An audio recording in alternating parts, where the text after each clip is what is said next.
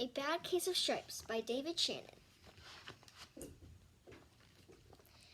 Camilla Cream loved lima beans, but she never ate them. All of her friends hated lima beans, and she wanted to fit in. Camilla was always worried about what other people thought of her. Today, she was fretting even more than usual. It was the first day of school, and she couldn't decide what to wear. There were so many people to impress. She tried on 42 outfits, but none seemed quite right. And she put on a pretty red dress and looked in the mirror. Then she screamed. Her mother ran into her room, and she screamed too. "Oh my heavens," she cried, "you're completely covered with stripes." This was certainly true. Camilla was striped from head to toe. She looked like a rainbow. Mrs. Cream felt Camilla's forehead. "Do you feel all right?" she asked. "I feel fine," Camilla answered. "But just look at me." "You get back in bed this instant," her mother ordered. "You're not going to school today." Camilla was relieved, and she didn't want to miss the first day of school. But she was afraid what other kids would say, and she had no idea what to wear with those crazy stripes. That afternoon, Dr. Mummel came in to examine Camilla. "Most extraordinary," he exclaimed. "I've never seen anything like it.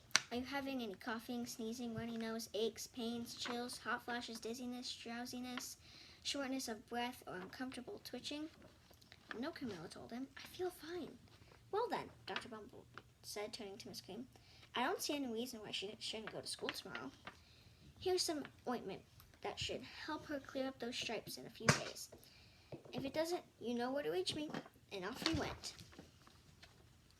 The next day was a disaster. Everyone at school laughed at Camilla. They called her Camilla Cran and Night of the Living Lollipop. She tried her best to act as if nothing were wrong. But when the class said the Pledge of Allegiance, her stripe turned red and white, blue, and she broke out in stars. The other kids thought she was great,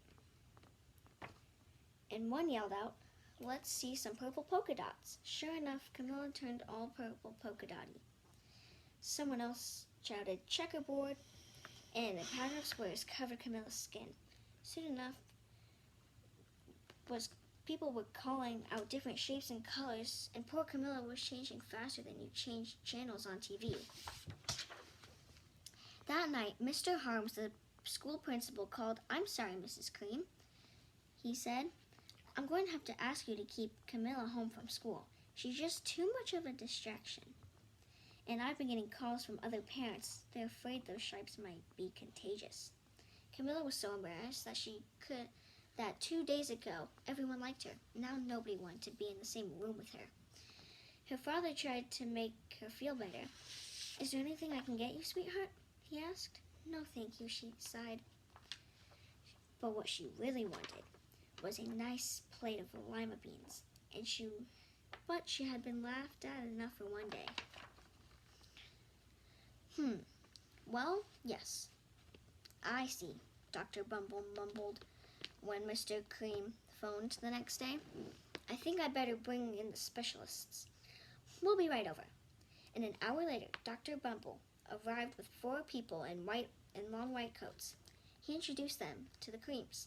"This is Dr. Grop, Dr. Sponge, Dr. Cricket, and Dr. Young." The specialists went to work on Camilla. They squeezed and jabbed, tapped and tested. It was very uncomfortable.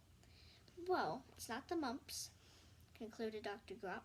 "It's not the measles, Dr. Sponge." "Definitely not chicken pox," put in Dr. Cricket. "Or sunburn, Dr. Young," said Dr. Young. "Try these," said the specialist. They handed her a bottle filled with different colored pills. "Take one each before bed," said Dr. Drop. Then they filed out the door, followed by Dr. Bumble. That night, Camilla took her medicine. It was awful. Then she woke up the next morning. She did not feel right. But when she got dressed and her clothes didn't fit right. When she looked in the mirror, and there, staring back at her, was a giant multicolored pill with her face on it. Dr. Bumble rushed over as soon as Mrs. Cream called. But this time, instead of specialists, he brought experts. Dr. Gord, Dr. Mellon, and the finest. They were the most scientific minds in the land. Once Camilla was poked and prodded, looked at, and listened to, the experts wrote down lots of numbers. Then they huddled over and whispered. Dr. Gord finally spoke. "It might be a virus," he announced. With authority, suddenly fuzzy virus balls appeared all over Camilla.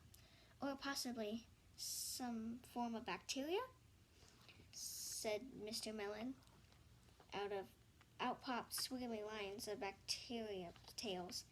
"Or it could be fungus," added Dr. Gord. Instantly, Camilla was covered with different colored fungus splotches. The experts looked at Camilla, then they looked at each other. "We need to go over these numbers again in the lab." Dr. Gord explained, "We'll call you when we know something." But the experts didn't have a clue, much less a cure. By now, the TV news found out about Camilla. Reporters from every channel were outside her house telling the story of the bizarre case of the incredible changing kid. Soon, a huge crowd was camped out in the front yard. The Creams were swamped with all kinds of remedies from psychologists, allergists, herbalists, nutrientists, psychics, and old medicine man, the Gure, and even a vegetarian. Each so-called cure only added a poor Camilla strange in appearance until it was hard to even recognize her. She sprouted roots and berries and crystals and feathers and a long furry tail, but nothing worked. One day, a woman called herself an environmental therapist claimed there could be a cure. "Camilla, close your eyes," she said. "Breathe deeply and become one with your room." "I wish you hadn't said that," Camilla groaned. Slowly, she started to melt into the walls in her room.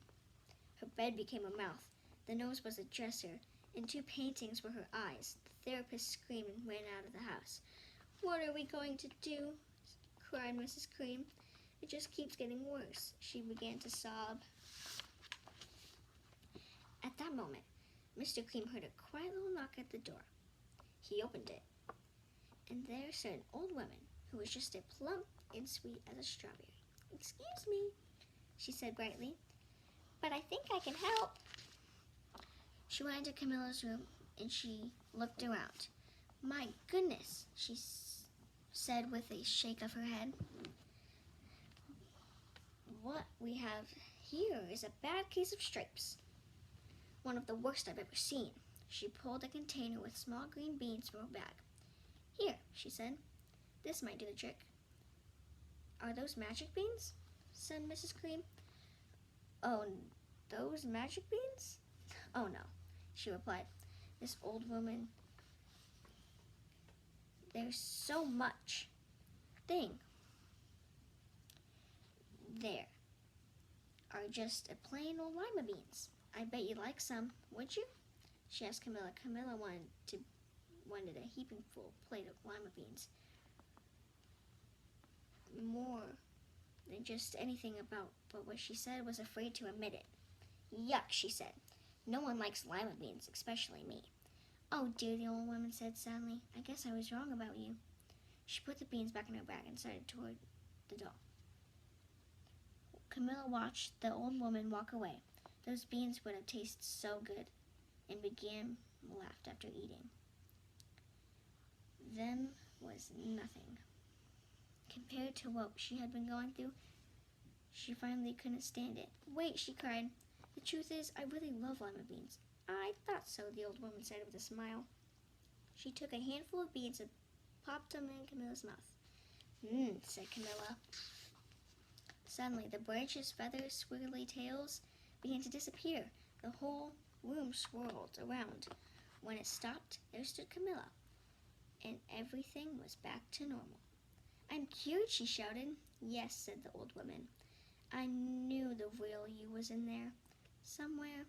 She patted Camilla on the head. Then she went outside and vanished into the crowd. Afterward, Camilla wasn't quite the same.